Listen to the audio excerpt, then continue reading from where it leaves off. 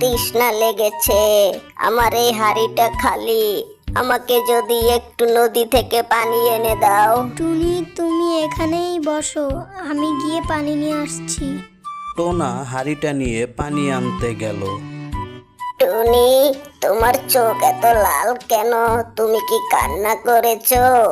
আমার সন্তান নেই, তাই আমার মনে অনেক কষ্ট। আমার মনে বলছে আমারও সন্তান হোক, আমিও ভালোবাসবো। আর এদিকে টোনা পানি নিয়ে চলে আসলো। আমরা এখন আসি। টুনি পাখি, এই আধারটুকু তুমি নিয়ে যাও, যদি উপরওয়ালা চায় তাহলে তোমার বাচ্চা হবে। আর এটা শুনে টুনি পাখি খুশি খুশি সেই আদারটা নিয়ে বাড়ির দিকে রওনা হয়। তারপর বাড়ি চলে আসে। রাত্রিবেলা টুনি সেই আদারটুকু খেয়ে নিল। টোনা ঘুমাচ্ছে, কিন্তু